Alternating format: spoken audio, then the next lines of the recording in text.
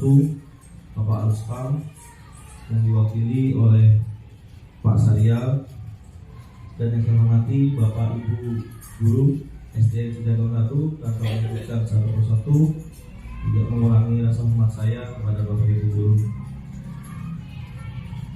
Adapun rangkaian dalam kegiatan sosialisasi budaya positif kita hari ini adalah yang pertama pembukaan, yang kedua doa, lalu yang ketiga menyanyikan lagu Indonesia Raya, dan yang keempat sambutan, dan yang kelima penjelasan tentang budaya positif di sekolah. Untuk melangkah ke kegiatan berikutnya, mari kita berdoa sebelum kegiatan agar kegiatan hari ini berjalan dengan lancar, sukses, dan bermanfaat buat kita semua. Berdoa dipersilakan.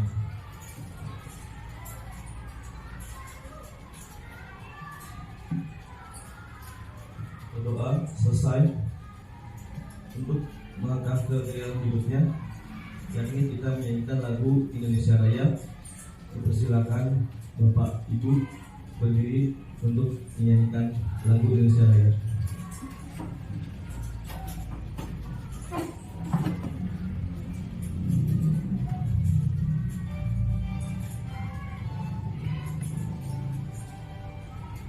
Indonesia, tanah airku, tanah tumpah darahku. Di sanalah aku berdiri, jadi pandu ibuku.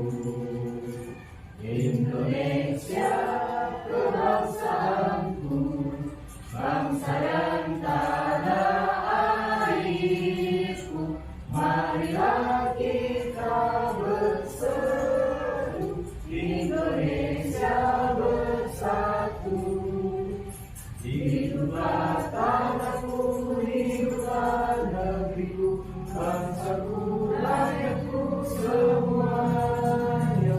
Bangunlah jiwanya, bangunlah badannya untuk Indonesia Raya.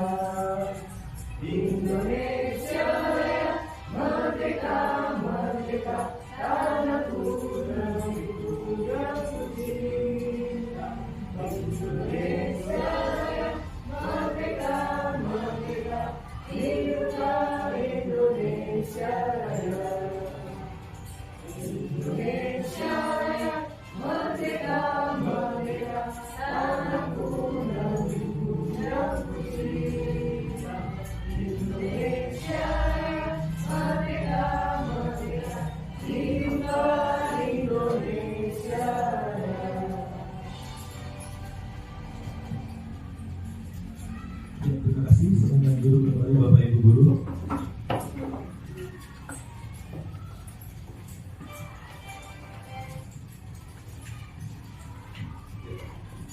Lanjut ke kegiatan berikutnya, yakni sambutan dari Bapak Kepala Sekolah yang diwakili oleh Pak Syarial. Dipersilakan.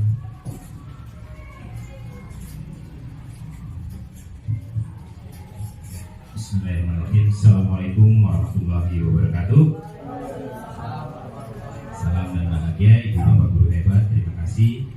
Mohon maaf, izin tadi Bapak Kepala Sekolah menyampaikan ada keperluan penting. Beliau harus menghadiri rapat bersama di kantor Satlak Kecamatan Pasarbo. Jadi di sini saya ingin mewakili beliau.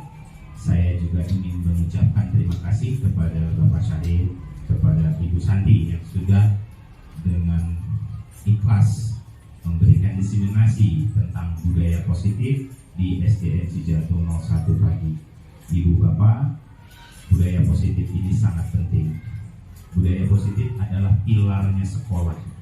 Jadi harus kita bangun sekuat-kuatnya agar tercipta perilaku-perilaku yang kita harapkan terhadap seluruh peserta didik, baik itu murid maupun guru dan juga tenaga pendidikan. Marilah kita mulai dari diri kita sendiri. Kita terapkan budaya positif ini agar menjadi kebiasaan.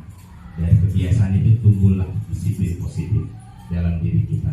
Disiplin positif adalah disiplin yang hadir dalam diri tanpa adanya paksaan. Mungkin itu saja pesan-pesan dari Bapak Kepala Sekolah. Semoga kegiatan ini berjalan dengan lancar, selesai sesuai dengan targetnya. Itu saja dari saya. Wabillahi taufiq wal hidayah. Assalamualaikum warahmatullahi wabarakatuh.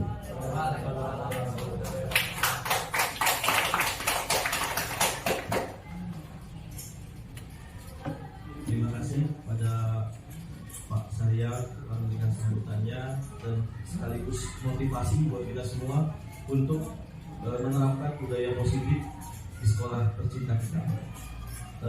Untuk kegiatan selanjutnya, yakni kita akan melihat dari PowerPoint Bapak Ibu. Ya, ini adalah agenda kegiatan disiplinas kita. Ya, tadi kita sudah menyanyikan lagu Indonesia Raya. Lalu kegiatan selanjutnya yaitu membuat kesepakatan kelas diseminasi. Ya Bapak Ibu ya. Oke, di sini kesepakatannya ya. Kesepakatan kelas itu kita bagaimana menyepakati agar kegiatan ini bisa berjalan dengan lancar sampai dengan akhir. Ya, mungkin ada pendapat Bapak Ibu kesepakatan yang akan kita ambil, contohnya misalnya mendengarkan ketika pembicara menjelaskan isi dari diseminasi, itu salah satu contohnya. Ya, Baik Pak, fokus Pak. Kita sebagai peserta diseminasi, kesepakatannya adalah pertama fokus ini dari saya Pak. siapa? Fokus.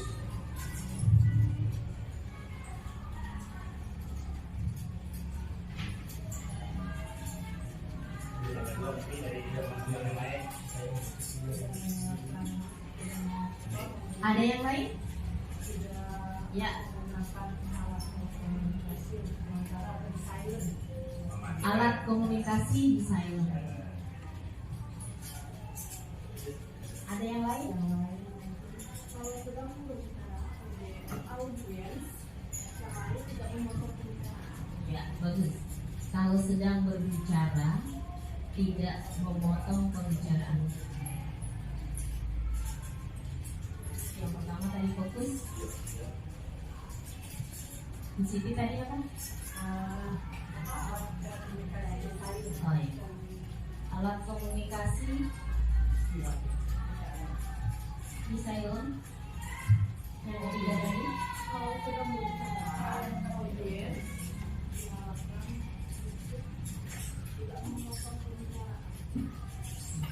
Tidak memotong pembicaraan. Menghargai pendapat orang.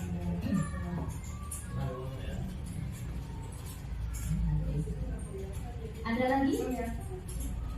Ayat apa Mas Film? Mengangkat 5 jari jika ada pertanyaan. Mengangkat 5 jari jika ada pertanyaan atau mengangkat tangan ya. ya, Ada lagi buat Sani? memberikan tanggapan sama sharing. Oke, bagus. Ya, memberi tanggapan secara positif. Ada lagi? Memberi tanggapan secara positif. Cukup ya? Aku yang memberi apa sih kata dulu ya? Memberi tanggapan.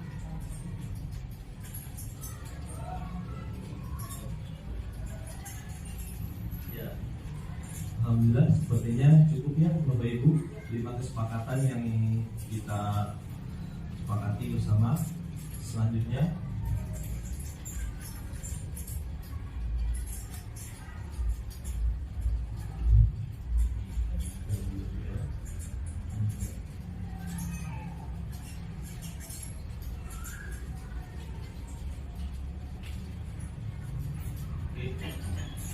selanjutnya ini tujuan diseminasi kita hari ini. Tujuan yang pertama yaitu mewujudkan pembelajaran yang berpihak kepada peserta didik. Yang kedua, menumbuhkan budaya positif di kelas maupun di sekolah melalui kesepakatan kelas. Yang ketiga, menumbuhkan karakter profil pelajar Pancasila, beriman, bertakwa pada Tuhan Yang Maha Esa, dan berakhlak mulia, berkebinekaan global, bergotong royong, mandiri, bernalar kritis, dan kreatif. Itu tujuan kita hari ini. Nah, izin Bapak Ibu, ada pertanyaan romantik. Apakah Anda setuju dengan pernyataan ini? Ini ada 3 pernyataan. Apakah Bapak Ibu setuju tentang 1. Hukuman dapat mendisiplinkan anak? Setuju atau tidak Bapak Ibu? Setuju? Oh, ya.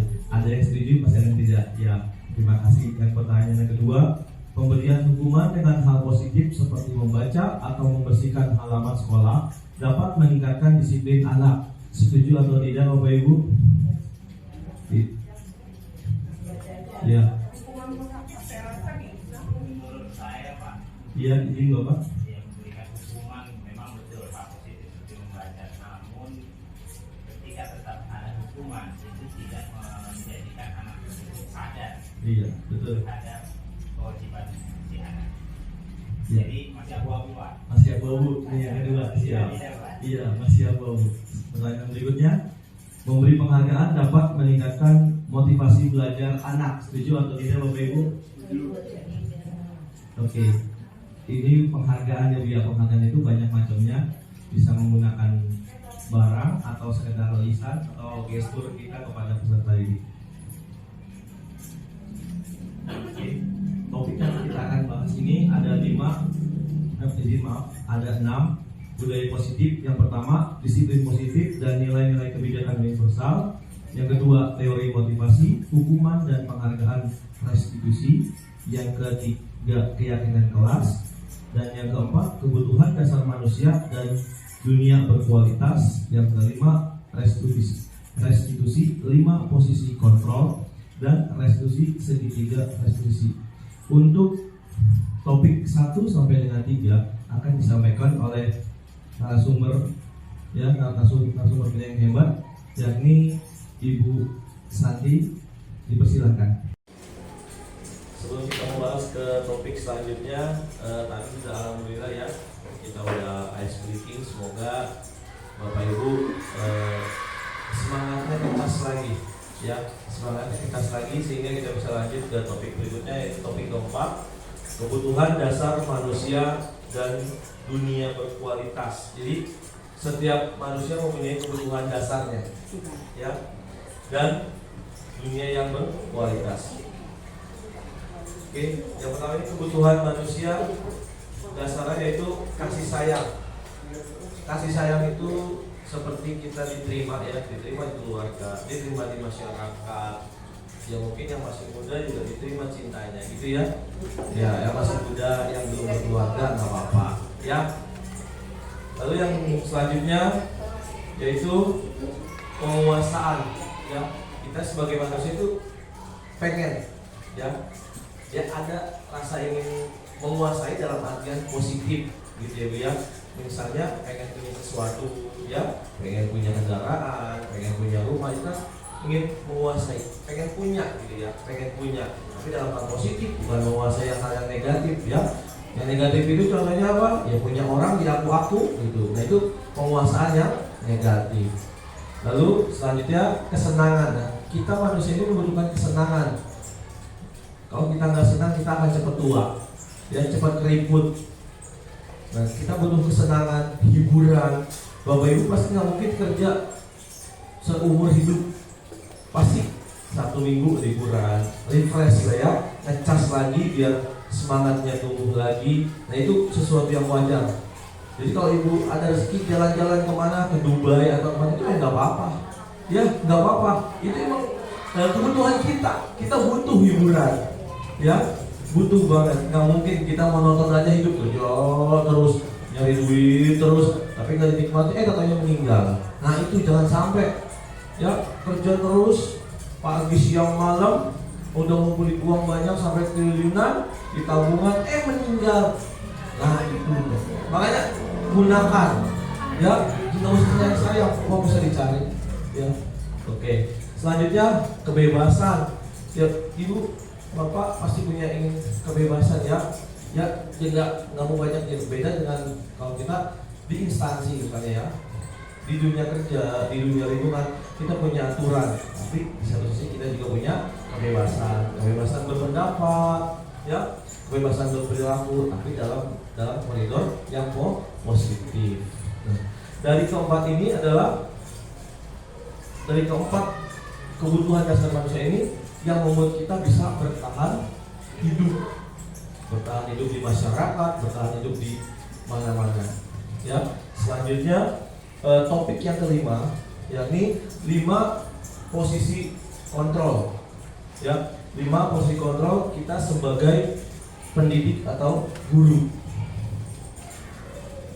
Oke, ini 5 posisi kontrol. Yang pertama, penghukum yang tadi sudah dijelaskan sama narasumber kita yang hebat, Bu Santi.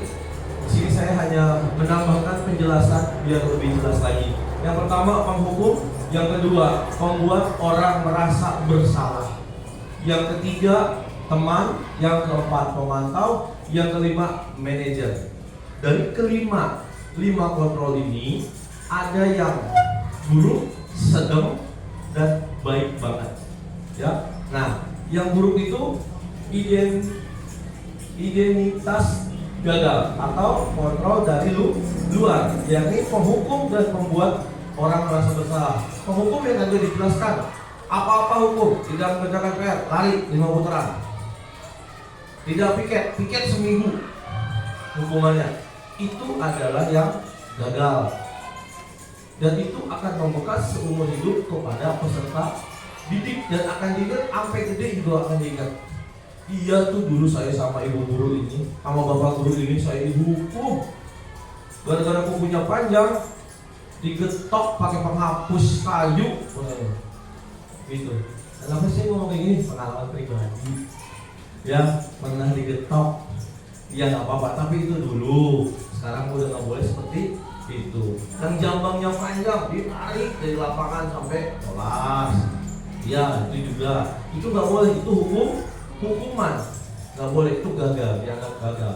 Nah, kegagalan yang kedua adalah kalau kita mengambil posisi kontrol yang kedua, membuat orang merasa bersalah.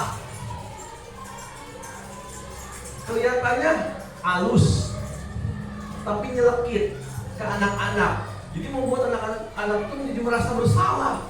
Saya salah banget gitu. Dengan kalimatnya apa sih, kayak gimana? Nah, kalimatnya misalnya gini, ya, kamu seharusnya tahu ibu lelah sekali, mengatakan ibu stres. Jadi gini ke anak-anak. Anak-anak di kelas nggak bisa diem nih, rame banget. Anak-anak, kamu tahu nggak? Ibu itu stres gara-gara kamu berisik. Nah, itu namanya membuat orang merasa bersalah. Jadi anak itu dibikin jadi bersalah gara-gara berisik dia dan dilihat sama gurunya. Dan itu nggak boleh. Itu dianggap gagal juga. Dan sikap 5 kontrol yang kurang baik itu nggak boleh. Ya, contoh saja itu menyembunyikan, menyangkal atau berbohong. Ya, nah lanjut. Posisi kontrol yang ketiga yang tentang identitas, berhasil atau sukses. Nah, itu kontrol dari luar juga. Mengharapkan imbalan atau ketergantungan pada orang lain. Contohnya itu teman. Nah, contoh perbuatannya itu membuat alasan-alasan untuk muridnya. Jadi setelah ada kejadian, jadi dibikin alasan aja. Ya, dibuat, ya namanya anak-anak ya masih banyak alasan. Ini suka dibuat, itu dia pak, itu dia pak, itu dia bu, itu dia bu. Jadi ya, ibarat kata mencari kambing hitam. Ya, itu nggak boleh juga. Ya, lalu yang selanjutnya itu memantau. Ya, kata-katanya apa? Apa peraturannya? Jadi dipantau. Misalnya ada anak yang nggak piket. Bu, dia nggak piket bu. Terus ibunya datang. Apa peraturannya seharusnya kalau yang nggak piket? Nah, langsung gitu. Jadi itu kan ada hukumannya juga ya. Ada unsur hukuman pemantau, tapi ada unsur hukumannya. Nah, seperti itu juga tidak boleh. Nah, ini ada banyak contohnya ya.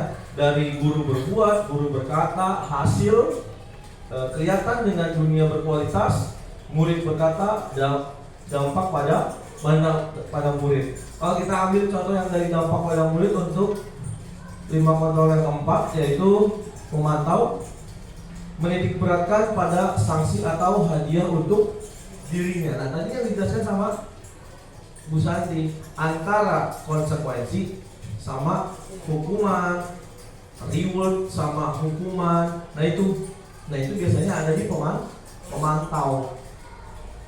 Terlihat positif tapi ternyata negatif. Jadi positif negatifnya dilihat dari mana? Dari penerimaan muridnya.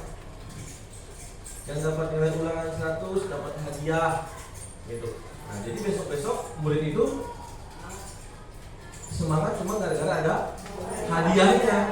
Nah, itu jadi sedangkan kalau dia dapat guru yang berbeda yang tidak memberikan hadiah apa-apa, udah dia nggak bakal mau belajar lagi. Jadi aja orang dapat hadiah beda sama guru yang dulu. Gitu. Jadi terlihat positif ternyata negatif. Nah, dari pemantau tersebut.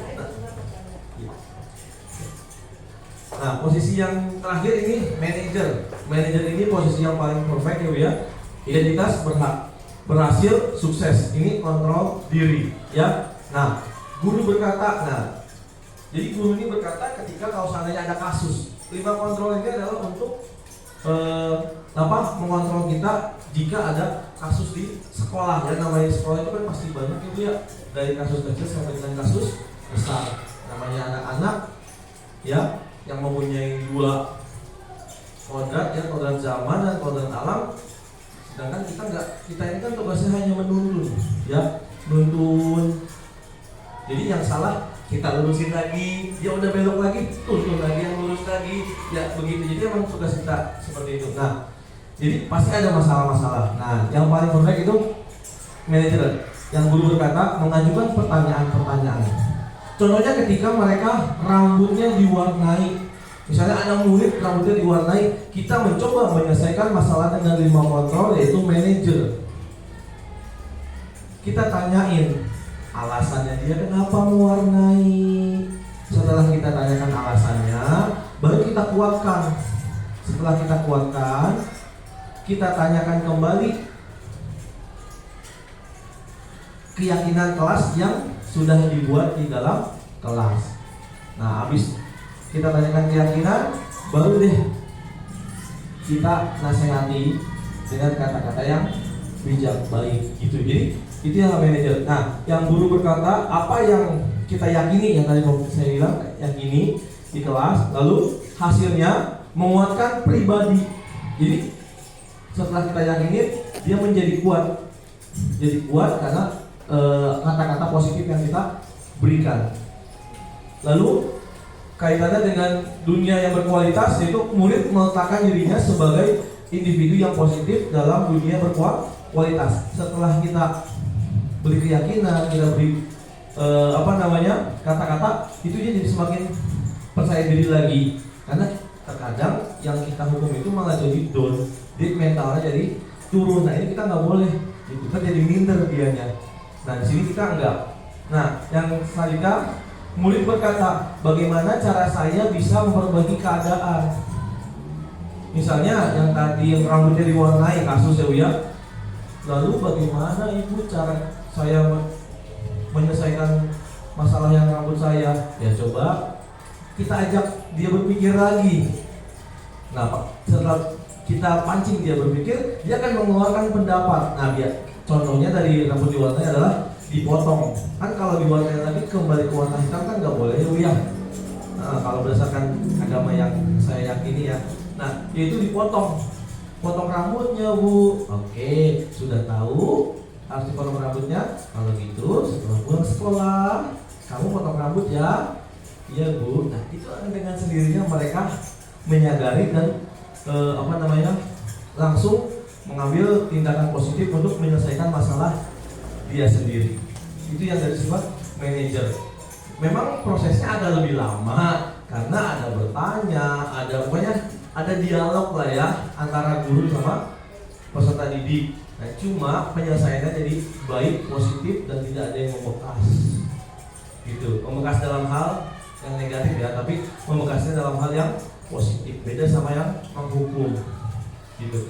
Selanjutnya ini adalah 5 posisi kontrol. Saya ulang. Yang pertama penghukum, kedua membuat orang merasa bersalah, lalu yang ketiga teman, yang keempat pemantau, yang kelima manajer. Yang paling perfect dan sempurna adalah manajer. Selanjutnya di sini ada pernyataan. Siapa yang mengatakan? Oke. Saya kecewa sekali dengan kamu. Nah, siapa yang mengatakan? Membuat orang yang merasa bersalah. Ya tadi yang di poin yang kedua. Terus kami tidak pernah benar melakukannya. Ini penghukum. Jadi dia langsung dijudge dengan kata-kata yang negatif. Lalu yang ketiga, ayolah lakukan demi Bapak. Nah, demi Bapak Ibu guru yang saya bilang, ini gara-gara kamu nih Bapak jadi stres, kamu berisik banget sih. Nah, itu teman. Lalu yang ketiga, keempat, apakah kamu mau mendapatkan stiker bintang hari ini? Itu pemantau. Jadi dikasih sesuatu ya. Lalu yang kelima, bagaimana kamu bisa menyelesaikan masalah ini? Itu kata-katanya, yaitu manajer. Yang terakhir, kamu selalu yang paling terakhir itu langsung menjudge yang negatif, itu penghukum, dan itu nggak boleh. Oke, selanjutnya bergerak antara. Nah ini ada peraturan, pemantau, konsekuensi atau hadiah, nilai, manajer, dan memperbaiki. Nah ini yang sudah dijelaskan tadi sama narasumber kita yang pertama, yaitu Ibu Santi tentang ini ya. Jadi peraturan, pemantau, konsekuensi, nilai, manajer, dan memperbaiki. Di sini ada pertanyaannya. Ibu di bawah, yang di kotak bawah, yaitu kalau kamu tidak titik-titik saya akan. Nah itu menghukum ya. Kalau kamu tidak tertib, kalau kamu tidak baris, saya akan menghukum kamu. Nah itu adalah kata-kata yang negatif yang tipe penghukum dari 5 kontrol tersebut.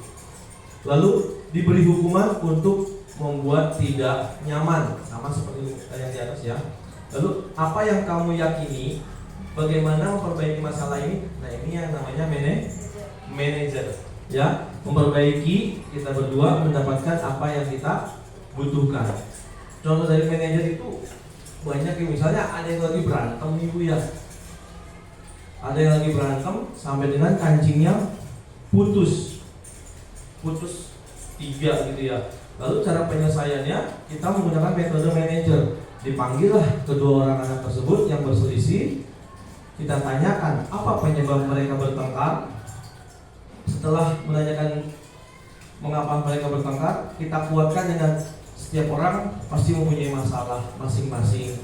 Nah, tapi di sini tidak selesai saja sampai di sini. Bagaimana kamu menyelesaikan masalah yang kamu perbuat? Kancing teman kamu putus di 3. Bagaimana cara menyelesaikannya? Makanya menjawab yang bertengkar itu. Saya harus menjahitnya dong Bu. Oke, betul, menjahitnya. Misalnya gitu ya Bu ya. Nah, terus si anak itu ngomong lagi, tapi saya nggak bisa menjahit. Oke, kita diajarin sama ibu guru tata busana, diajarin langsung dikerjain. Dan itu contoh dari manajer juga. Jadi banyak contoh bagaimana kita menyelesaikan masalah dengan sistem manajer. Ya. Izin azan dulu, di pause dulu.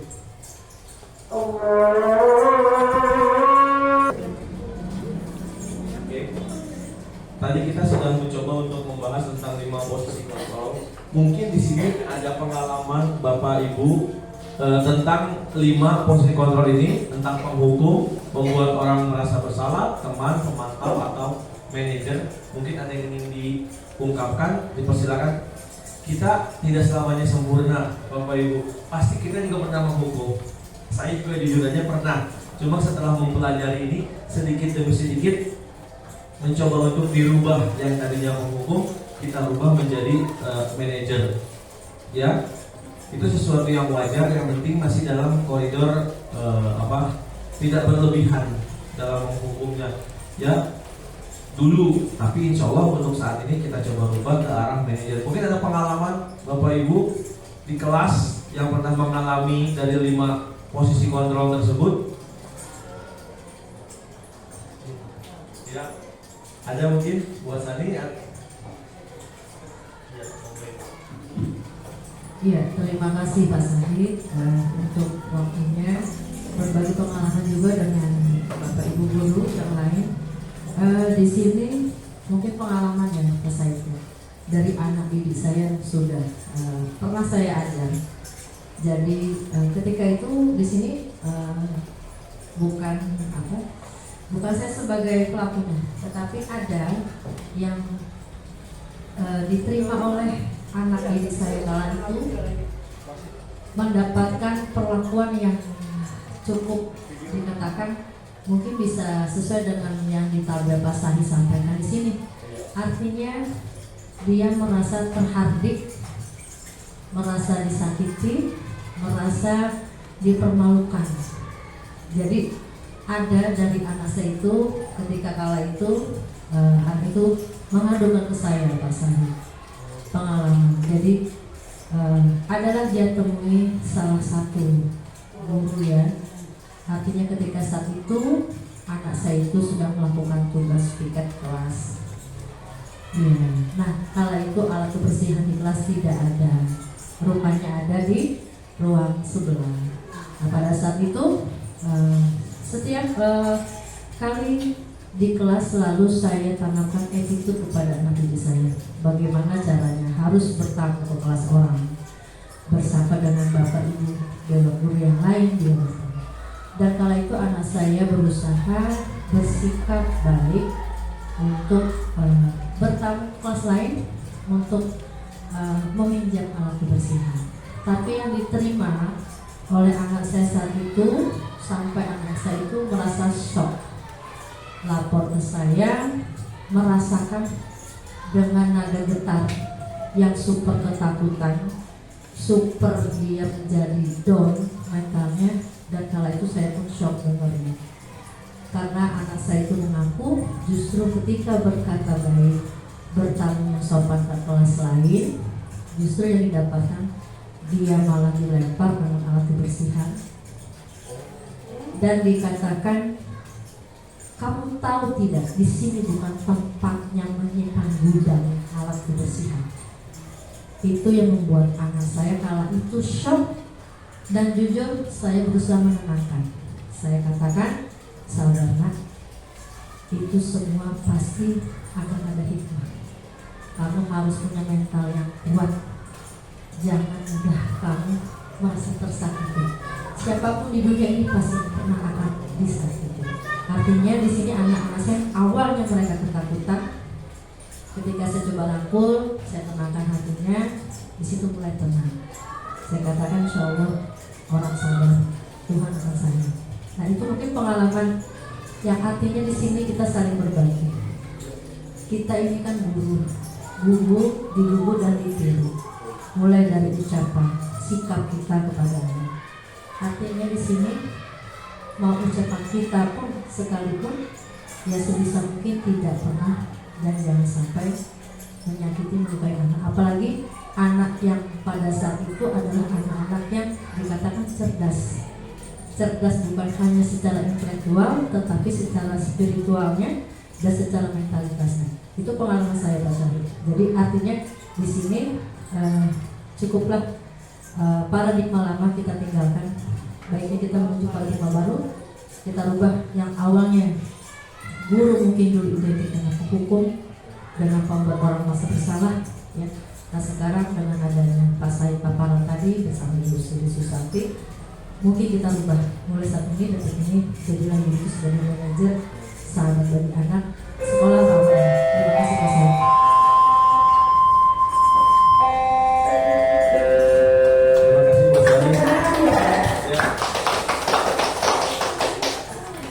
Walaupun ini bukan pelajaran sama orang ini, tapi kelas yang lain karena diberikan dari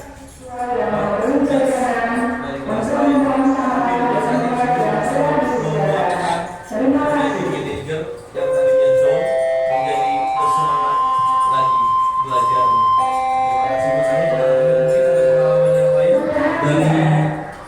Bapak Ibu guru yang lain ya, turun positif aman mengenai 5 kontrol.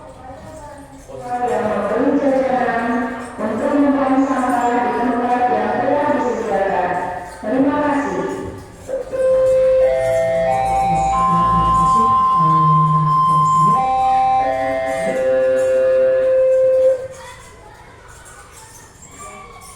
Paparan dari Pak Sahid tadi sungguh luar biasa ya, membuka wawasan kita tentang bagaimana memposisikan diri kita sebagai guru, terutama terhadap anak didik kita, agar tidak terjadi trauma berkepanjangan dari siswa tersebut terhadap mungkin perilaku hilang dari seorang guru yang tanpa sadar menjadi sebenarnya jadi edukasi yang gak bagus juga ya, yang akan dikenang siswa beberapa tahun kemudian. Di sini saya juga sedikit berbagi. Memang suatu posisi yang sulit ketika mungkin di kelas kita sekolah dasar ini kan kita bisa menerima siswa dari berbagai kalangan. Jadi ibaratnya berbagai menu atau hidangan tersaji di meja kita. Tetapi dari paparan Pak Said tadi mengajarkan kita untuk tetap loss control ya, apapun yang tersaji tadi, mau misalnya contoh asin gitu, tata bahasa yang kita sampaikan, asin nih bukan seperti itu ya, tapi sebenarnya enak, cuma sedikit kelebihan garam, jadi seperti itu Pak Said. Jadi semoga kejadian-kejadian yang dipaparkan oleh Ibu Atsani ke depan tidak terjadi di sekolah manapun di dunia pendidikan kita di Indonesia, karena kita tentu punya anak sendiri nih ceritanya ya, yang masih membutuhkan seorang guru, dan itu juga membuat kita khawatir ya kalau sampai kita anak kita sendiri nanti mendapat perlakuan yang tidak menyenangkan. Nah, mudah-mudahan ini diaplikasikan di SDN Jatuh 1, karena tadi Pak Said sudah mengatakan dengan sangat jelas. Terima kasih Pak Said.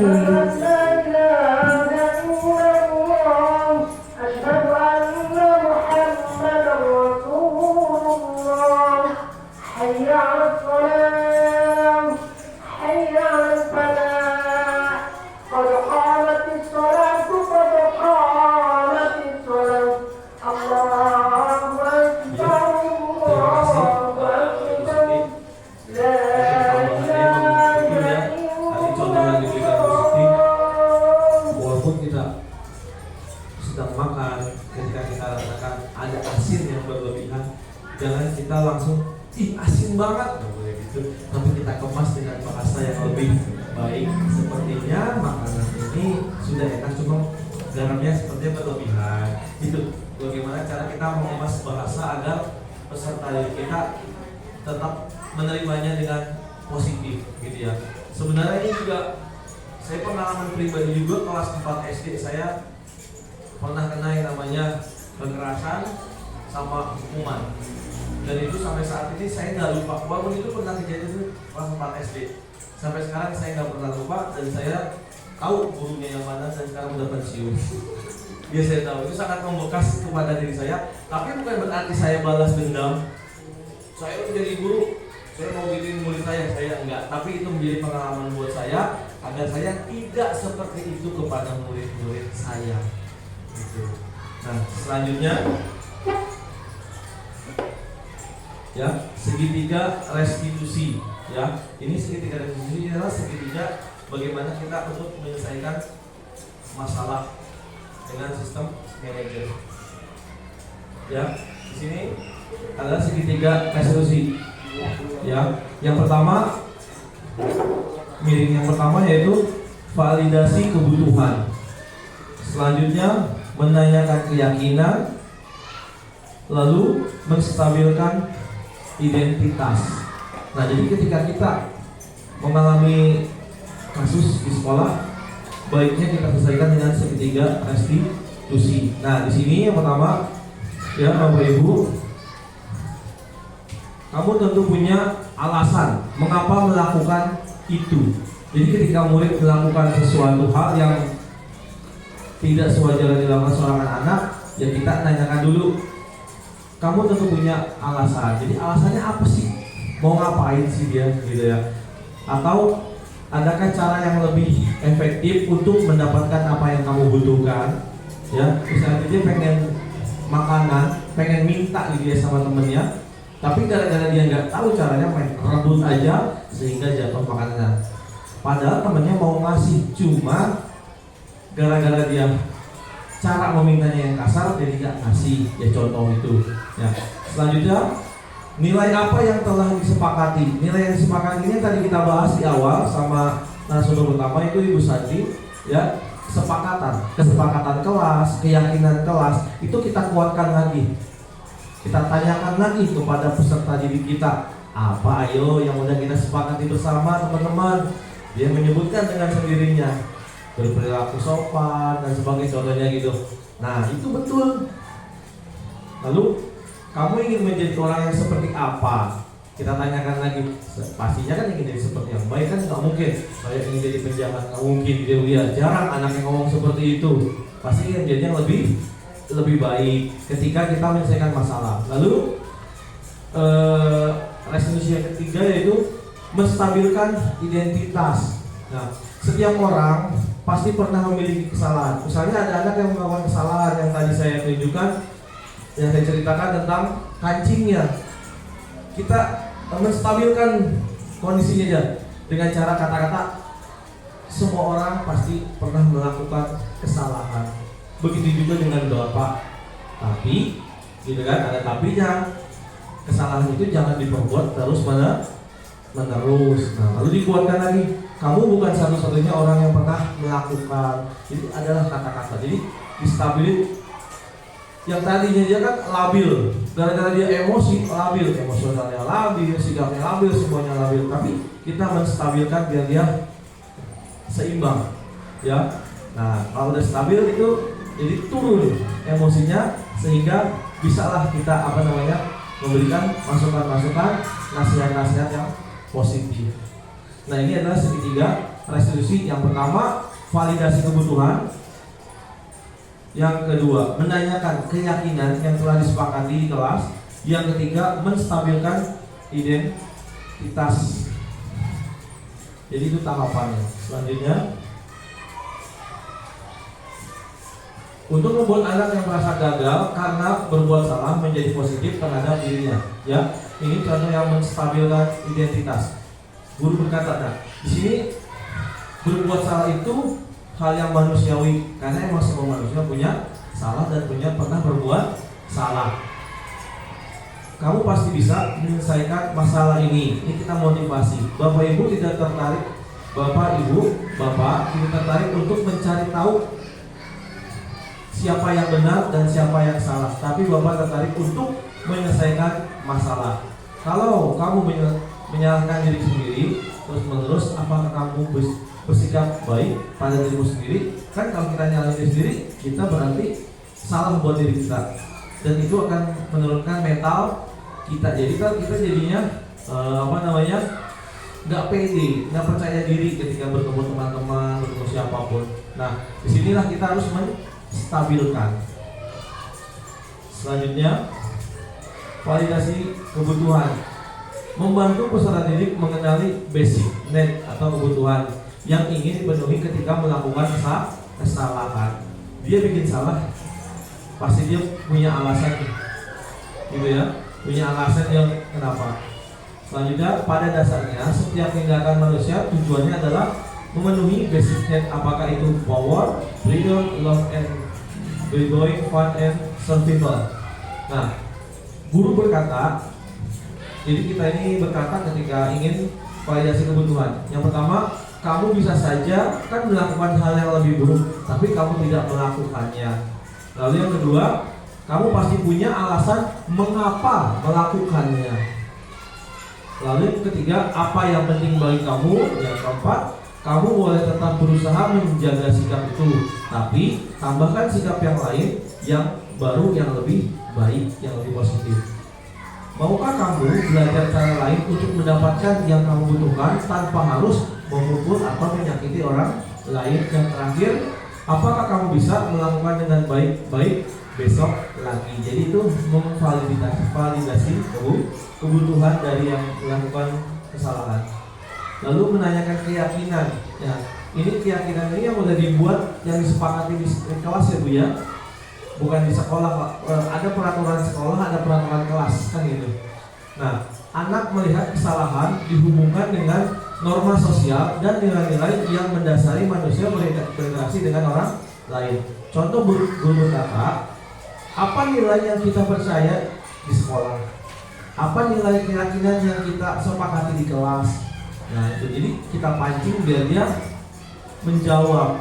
Apa biasanya kalau yang ngomong itu lebih meyakini dibandingkan orang yang menulis atau yang apa gitu. Selanjutnya interval 30 detik ya. Ini kita ada beberapa pertanyaan. Apakah kamu ingin berbuat lebih baik? Ya, gitu ya. Apakah saat ini kamu sedang menjadi orang yang sedang kamu inginkan? Ya. Apakah kamu bisa mengubah kegiatan perilaku kamu saat ini menjadi sikap yang lebih membantu? Ya, ini pertanyaan-pertanyaan yang bisa kita tanyakan kepada peserta didik ketika menghadapi kasus di sekolah. Lalu, apakah wajar membuat kesalahan? Tidak. Bisakah kita memperbaiki? Bisa.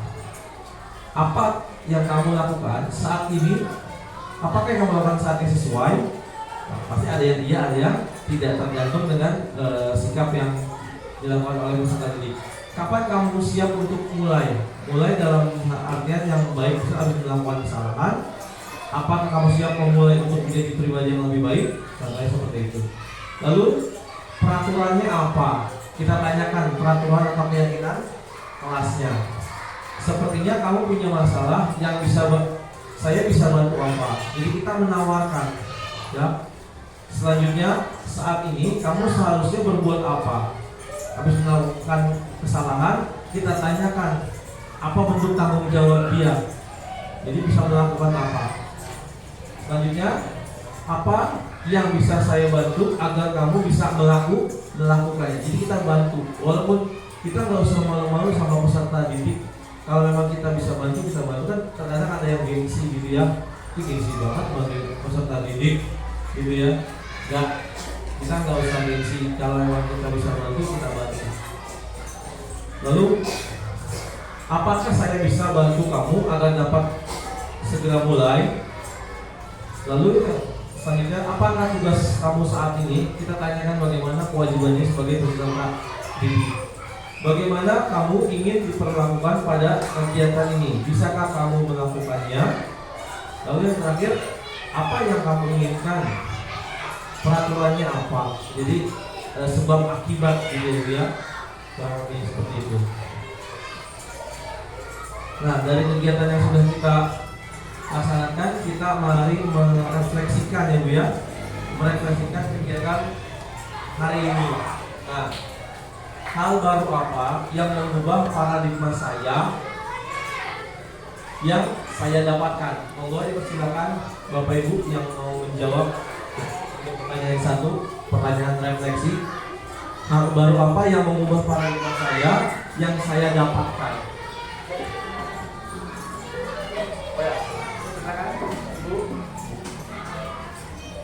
Hal baru apa yang didapatkan? Baik, terima kasih Pak Sari.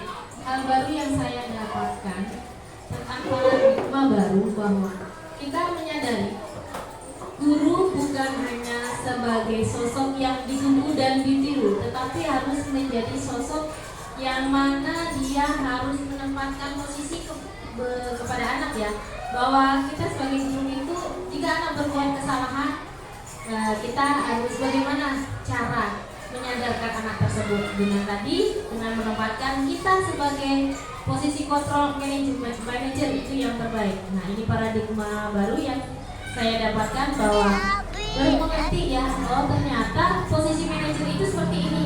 Oh ternyata menangani permasalahan anak itu yang terbaik itu dengan cara menempatkan diri kita sebagai seorang manajer. Nah, baru tahu kayak gitu Pak, baru mengerti lah, itu hal baru yang saya dapatkan, dan semoga saya dan diharapkan Bapak Ibu guru dan diharapkan juga SDN Jatuh 01 sudah mempunyai paradigma baru dalam diri guru bahwa kita menyelesaikan segala perkara itu dengan memposisikan diri kita sebagai manajer. Semoga bermanfaat. Terima kasih Bu Santi ya. Jadi paradigma yang didapat dari Bu Santi yaitu paradigma dalam menyelesaikan masalah yang menggunakan 5 posisi kontrol. Yang paling utama yaitu manajer.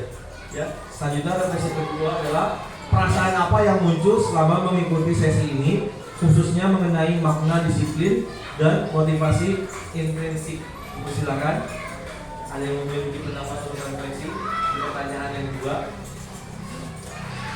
Pak Rizky, silakan.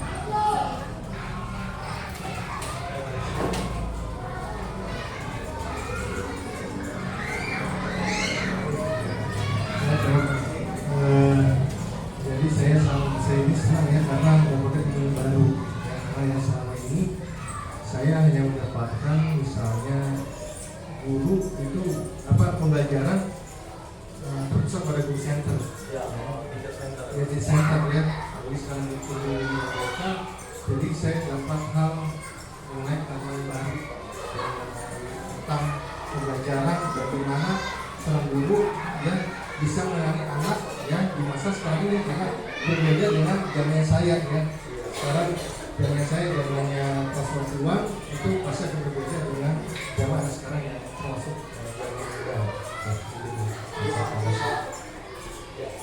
Terima kasih Mbak Rizky. Pertanyaan selanjutnya ya, untuk refleksi ketiga, peran Among seperti apa yang saya telah lakukan selama mengikuti modul ini? Silakan. Peran Among buat tadi.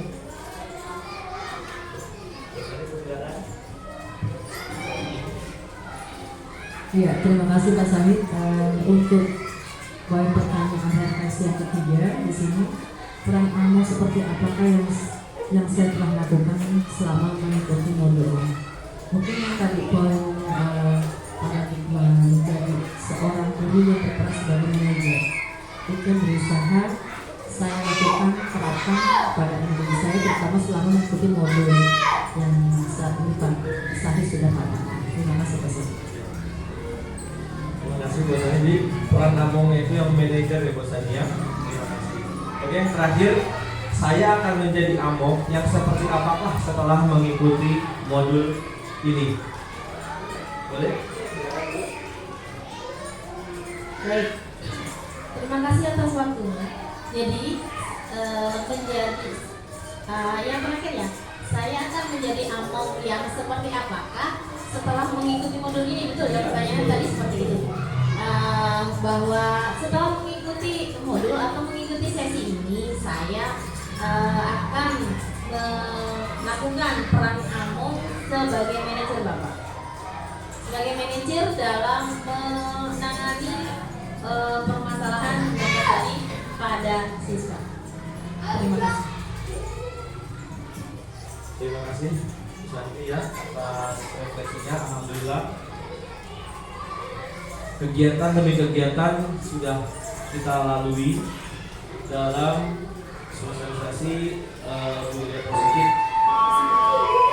Semoga apa yang disampaikan narasumber pertama Bu Santi dan narasumber kedua bisa bermanfaat buat Bapak Ibu guru dan bisa menjadi nilai ibadah buat kita semua. Sebelum kita akhiri ini, mari kita semua ucapkan hamdalah, alhamdulillahirabbil alamin. Sekian dari saya. Wassalamualaikum warahmatullahi wabarakatuh. Waalaikumsalam warahmatullahi wabarakatuh.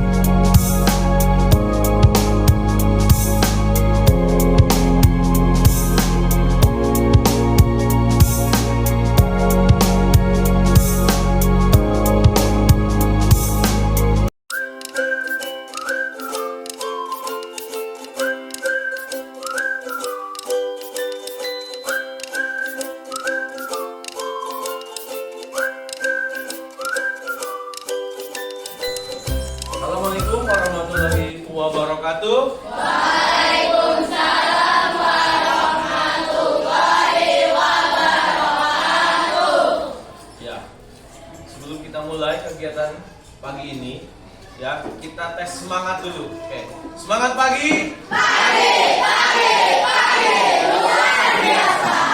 Good. Terima kasih. Ya.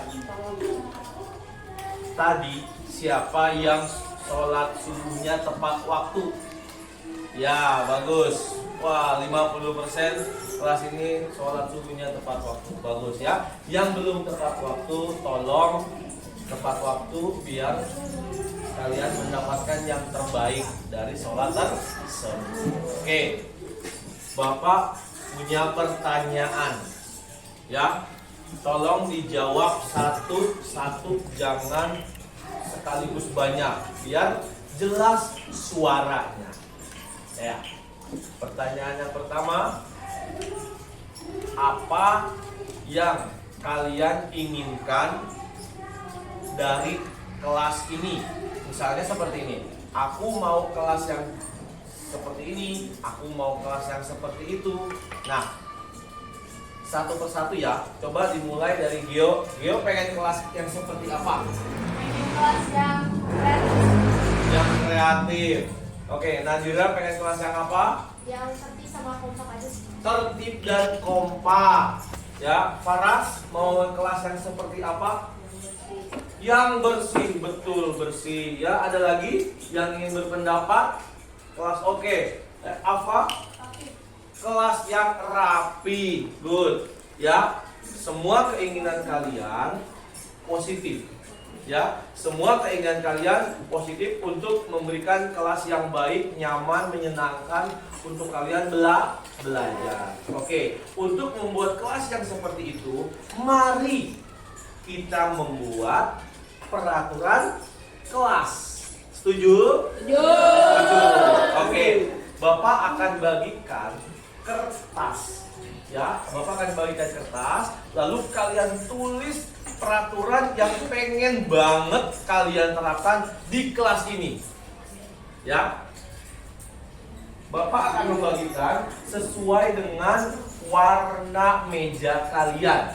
Bapak punya 4 warna. Ini warna apa? Warna pink ya. Ya, ini warna pink. Berarti akan Bapak berikan warna pink. Ya. Ini warna pink. Lalu ditulis peraturan yang ingin kalian terapkan di kelas ini, biar kelas ini menjadi kelas yang tadi dibuat sama teman-teman kalian. Oke? Nah, ntar ditempel di depan. Di belakangnya sudah Bapak sediakan double tip. Oke?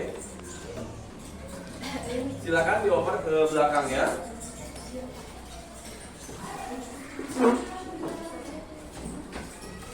Ada berapa? Ada 6 orang. Dua lagi ya. Ya, ditulisnya di dalam kotak yang berwarna ya. Ditulisnya menggunakan pulpen agar jelas tulisannya.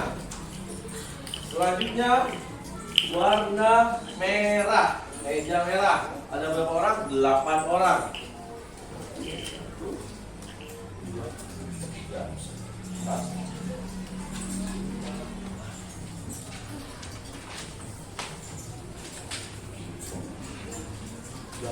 Oke, selanjutnya warna mana? Biru.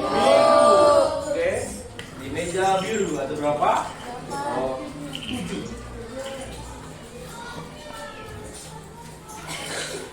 Ya, silakan.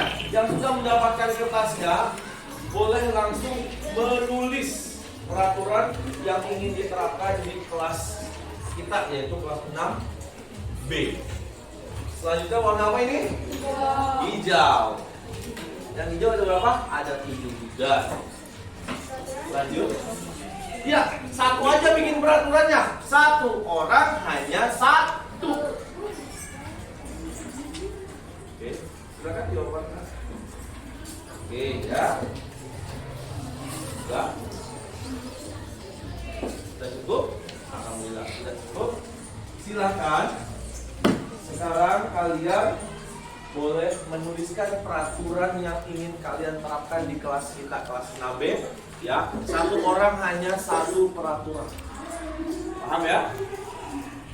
Oke, tadi Bapak sudah melihat ketika kalian menulis peraturan-peraturan yang kalian inginkan di kelas ini. kelas 6B. Sekarang mari kita tempel semua peraturan yang kalian tulis di papan tulis yang sudah Bapak sediakan sesuai dengan tempatnya masing-masing. Jadi barisan pink di sebelah sini, barisan hijau sebelah sini, barisan biru sebelah sini, barisan merah sebelah sini. Jadi sesuai dengan warnanya masing-masing. Oke, dimulai dari barisan yang warna pink. Silakan.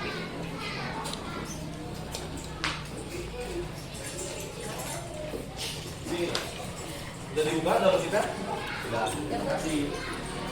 Oke, silakan kembali ke tempatnya.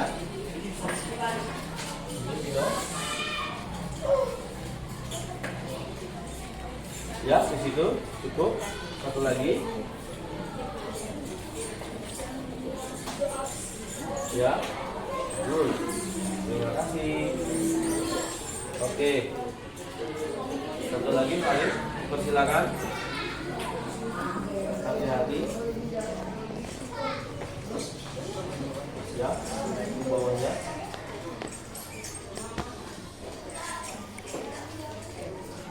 Terima kasih.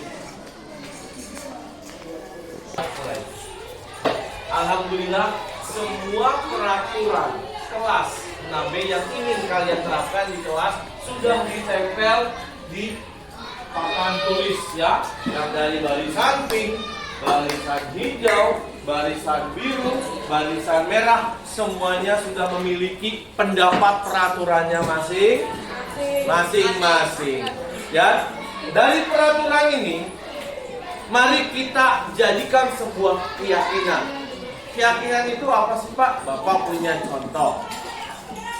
Kalian kalau keluar rumah mengendarai sepeda motor, kalian harus menggunakan apa? Helm. Helm itulah yang menjadi keyakinan kalian. Ya, yang kalian tanamkan di dalam diri kalian. Kalau menggunakan kendaraan motor, wajib menggunakan helm. Itu menjadi keyakinan. Jadi udah nggak pakai disuruh lagi. Kita mulai. Tadi kita sudah membahas tentang contoh dari sebuah keyakinan. Ya, ketika kita mengendarai motor, ketika kita ingin keluar mengendarai motor, maka yang kita siapkan helm yang sudah menempel di kepala, bukan dipegangin doang. Maaf ya, terkadang ada orang bawa helm cuma dipegangin, bukannya dikenakan di kepala untuk melindungi. Itu sebuah keyakinan. Jangan sampai kalian tidak lakukan. Jadi keyakinan itu harus kalian resapi, kalian yakinin di dalam hati dan diterapkan di kehidupan sehari-hari.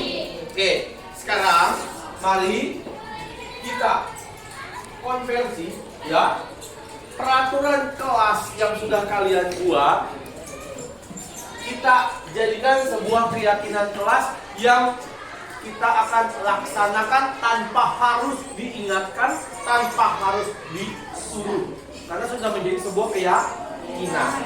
Oke, kita akan mulai. Yang pertama Bapak baca ya. Atas nama Alvino. Alvino menginginkan kelas yang bersih dan rapi. Berarti apa nih keyakinan kelasnya? Menjaga iya, good. Menjaga kebersihan. Oke. Ya. Menjaga kebersihan kelas. Oke, yang kedua. Selanjutnya ada tata tertib yang ditulis sama teman kalian, yaitu kelas yang tertib, nyaman, dan bercanda sewajarnya. Oke, kan terkadang ada bercanda yang di luar wajar ya. Nah, berarti keyakinannya apa nak? Menjaga apa? Menjaga ketertiban.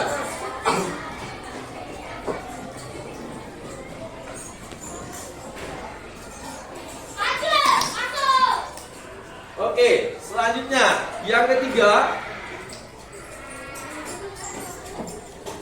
ada kata-kata temanmu ini yang menuliskan tidak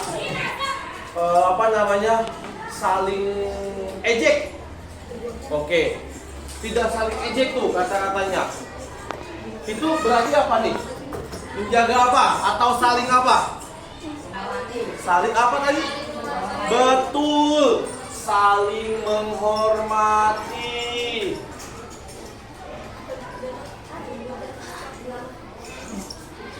Selanjutnya yang keempat, ya. Ini ada saran lagi dari teman kalian ini tentang peraturan, yaitu karena kita kan lagi zaman kemarin itu kan lagi zamannya COVID ya, Naya. Iya. Jadi dari lagi zamannya COVID kan sampai sekarang masih peralihan. Nah, ini ada tulisannya harus menjaga kesehatan. Ya. Saling menjaga kesehatan. Boleh kita tuliskan yaitu karena kita kan lagi zaman kemarin itu kan lagi zamannya COVID ya, Naya. Iya. Jadi dari lagi zamannya COVID kan sampai sekarang masih peralihan. Nah, ini ada tulisannya harus menjaga kesehatan. Ya. Saling menjaga kesehatan. Boleh kita tulis di sini misalnya gini, maksudnya saling menjaga kesehatan itu gini. Ada teman kalian yang lagi sakit flu. Ya. Nah, kalau sakit flu itu atau lagi bukan flu lah, cacar. Misalnya ada teman kalian lagi sakit cacar, ya, lebih baik dia masuk atau di rumah saja. Iya, itu salah satu contoh dari menjaga keselamatan, ya, biar temannya tidak tertular. Maksud dari tujuan tulisan teman kamu seperti itu berarti apa? Menjaga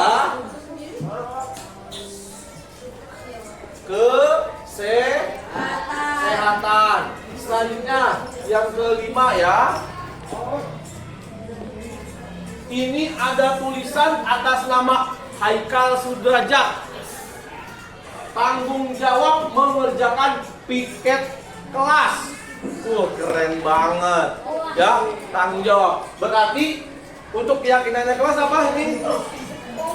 Tanggung jawab. Tanggung jawab itu banyak hal ya, Nak. Bukan hanya piket kelas. Tanggung jawab mengerjakan PR, tanggung jawab piket kelas, tanggung jawab mengerjakan ulangan, tanggung jawab menjadi petugas upacara, dan tanggung jawab yang lain. Berarti untuk keyakinan kelas kita tulisnya apa? Bertanggung jawab. Iya, betul sekali.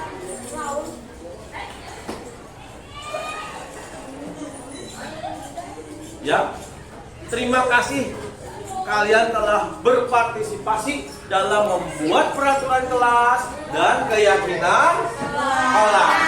Ya, Bapak harap apa yang sudah kalian tulis dan yang sudah kalian yakini itu bisa diterapkan di kelas 6B. Setuju? Setuju. Oke, kita baca ulang keyakinan kelas 6B. Yang pertama, terus menjaga ketertiban. 3, saling menghormati. 4, 5, bertanggung jawab. Oke, Pak, ini banyak banget peraturan. Kok jadi cuma 5? Nah, karena ada yang kata-katanya sama. Contoh dari siapa? Alvino tadi bersih, ya, ingin kelas yang bersih.